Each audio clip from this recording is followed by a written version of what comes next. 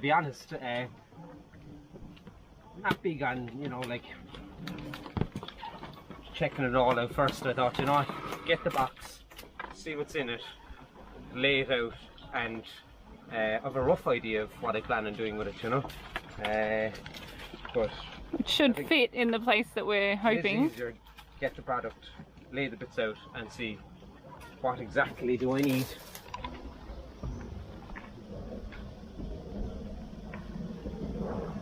Okay.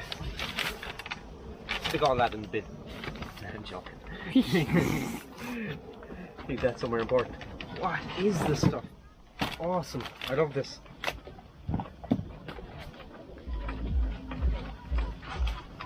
We've got. Ooh. I love that. Like, that's the control panel. Simple as like on, off, and flushing. Like, what do you want? Press the button, walk away.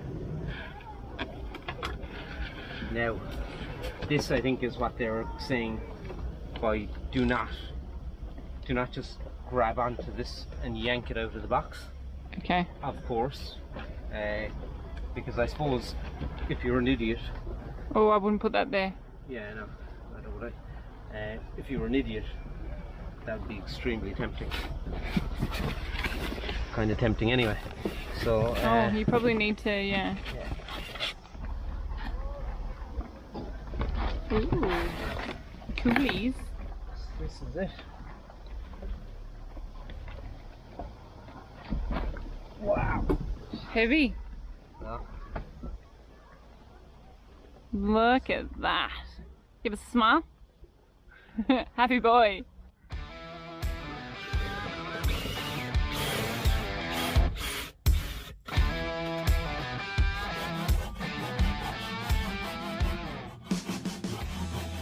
I said I'd just give you a quick overview and a rundown, I suppose, of the installation, where it starts and where it finishes, kind of thing. So you can see on this they've got a great simple diagram, and I suppose it's basically where the salt water comes in, runs through the system to the water maker, fresh water out, brine out, and fresh water in via your domestic pump for the water for flushing the system. So here are the components that come out of the box. There's a few other bits and bobs there, but forget about them. They're just for fixing and whatnot. So you've got, just starting at the seacock end, salt water comes through the seacock into the mesh filter, and then from the mesh filter you go into the bottom of this non-return T-piece. And so what you're doing is trying to get the salt water into the pump, so that comes via this direction, but you also need to be able to get fresh water for the flushing system. So the fresh water comes via your Jabsco pump or whatever domestic pump you have, and that goes into this carbon filter, which has got a valve on this side and a solenoid at this side. The solenoid would be controlled by the computer in here, which I suppose when you press flush, it opens the valve, lets the fresh water through, and cleans the system with fresh water. Also, the carbon filter is to take the chlorine and make sure that the fresh water is super clean, so that your system's protected. Then we're up the pump, and from the pump it comes out at a high pressure, and the high pressure end goes into a 5-micron filter into an accumulator to kind of stop the pulsations of the water, and out of the accumulator it goes straight into the water maker unit, which is over here. I've put it on a shelf because you're not allowed to hang it on a wall because of its the weight of it, and it needs to be pretty robust. So I've got some pretty heavy duty bolts and legs and whatnot on that. Behind that I have my aft locker, and inside there I've got like my plumbing room. It's like the hot press in your house. So everything's pretty conveniently located. My saltwater seacock is down here. So basically out of this you'll get fresh water and you'll get brine. So the brine, I'll just have to run a pipe out to the heads and I'll just put it out with the tap water from the heads. Pretty much everything comes with it. I mean, I had to go to the suppliers to get a bit of timber because I had to make a shelf, but assuming you don't have to make shelves or any of that crack, you get your kit and you just got to get a couple of different types of pipe. It tells you exactly which type of pipe to get, and a few meters of cable, and that's it. I mean, the key really is figuring out where you're going to put everything. Put the stuff there, then when it's there, all you do is just connect. You know, it's not rocket science. And I put power to it. So down here in our aft locker, so there's a floor, and this is the cupboard, the hot press I call it, because we've our chlorifier tank and jab scope pump and accumulator inside there. So I've thrown the high pressure pump in there, so we've quite a few bits we want to get in, but I just have to be careful how I do it, because it all sounds easy, just screw them in, but I suppose there's going to be pipes coming in and off routed in certain directions, and to try and hopefully have it not like a complete spaghetti junction takes a little bit of foresight. Right, the watermaker is literally right here on the other side of the wall, and the seacock is literally right here by my foot. So by your foot, yeah. Yeah, so it's all here, very close on the other side of that wall. So what I'm hoping to do is, you know, bring the there'll be a hole come through here somewhere, and bring the saltwater feed up into the strainer, and to fit the strainer somewhere maybe down here. So it's on the back of that wall, you can see there, because I can't actually get there. It's on the back of the wall, and up enough so of course you can change the filter in it or clean it. This needs to be fitted vertical, and I must double check my notes, but possibly below the water line. So this will also go in here somewhere. So we're going to come out of the strainer into this, and then we'll come for the flushing system. We'll come out from the jab scope pump into the carbon filter and into the unit and through the system, just for flushing. That's just for flushing. And then for the salt water, it is then going to come also into this T-junction via the bottom, and continue on into this 5 micron filter and onto the accumulator, and then into the pump, and then out of that pump we're going to go into the watermaker, which is on the other side of the wall. I'm just going to have to put that together and see what it looks like. I am a little bit worried that there's going to be a lot of pipes going all different directions, and they are not the lightest pipes, and they have to twist and turn, and I'm going to have to see how that works out. But the only way to do it is get going, start fixing things as best I think I can arrange them. Also, I'll probably put some plywood on the back of this. I'll see what screws I have, just so that I've got enough bite, because I don't want to. That's our aft cabin in there, which has got some very pretty undamaged joinery. So before mounting the stuff inside in the plumbing room, I'm going to just lead the salt water pipe in, so at least I know how I can get into it and where it's going to go and whatnot. The pipe that was doing the salt water tap I'm going to take out, so I can use the same route that came in, but I do need to go in here. I've checked on the other side. I'm not going to drill into anything nasty, and I'm just doing a minimum size hole because I don't really like making holes in my boat.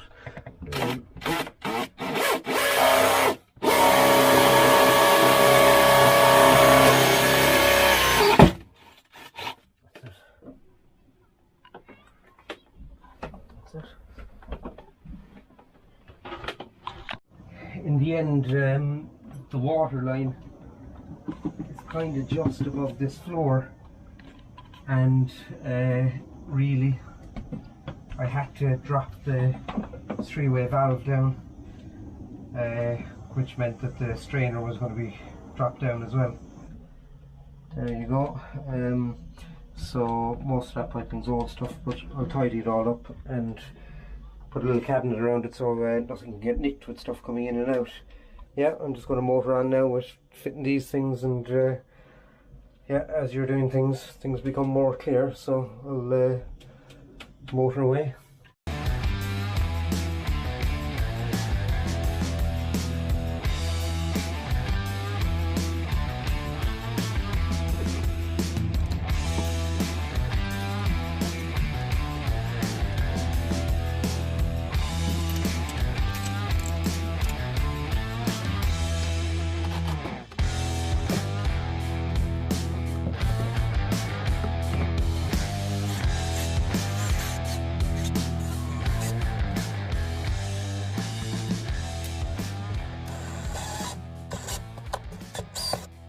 So I've just cut into my Jabsco water supply, and basically I'm just going to tee into the carbon filter here with my T-piece, and that's for the flushing.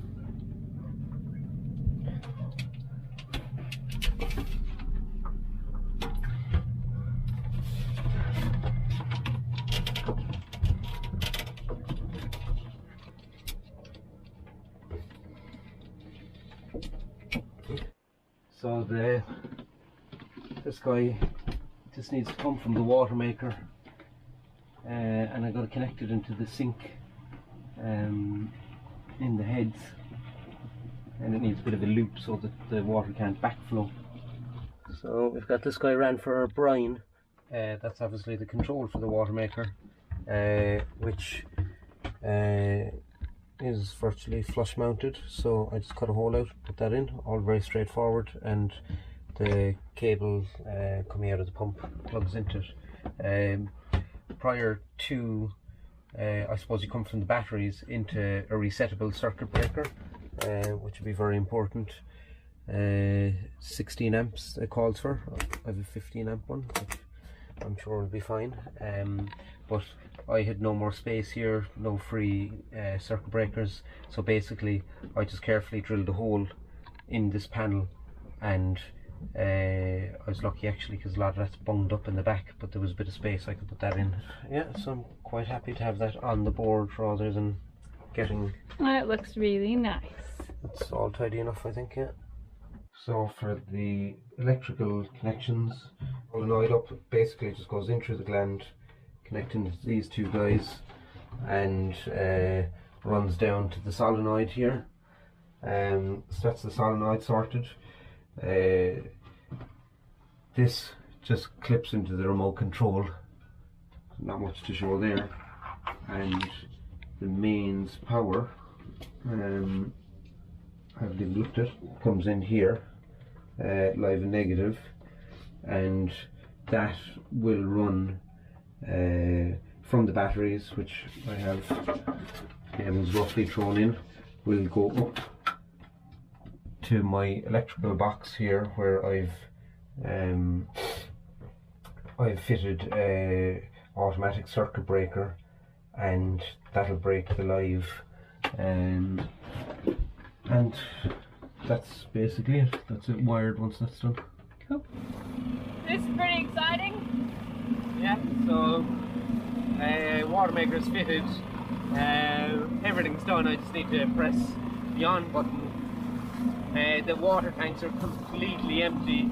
Looking forward to getting that going so we can get rid of these guys. get rid of these guys and get the shower going. Gain back all that space on the boat. So it's Wash the exciting. boat, wash the decks. This watermaker is going to be working hard. I give the system a whirl, see do we have any leaks, see what the crack is. So it's going to start with purging the system. So I'm going to tighten the screw on the top of the system that allows us to do that. Okay, I suppose I got to start with turning the mains power on. Kind of scary, to be honest. Okay. Power's on. Power's on. So it's done a couple of bleeps. Push flushing for 5 seconds. Okay. 1, 2, 3, 4, 5. Okay. Yeah.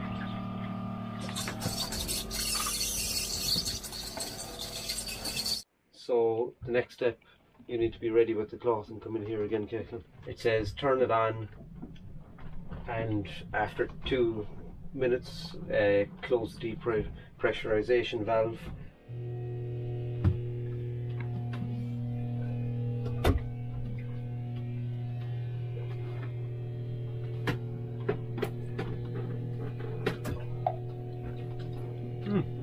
It's good. Tastes good. Yeah. That's our first sip of fresh water. So it worked. Wow. Worked as planned. Stick the parts per million tester into it here, so we'll see. It's only literally just turned on, so I think they need to run a little while. So just we're to... down to 87 parts per million.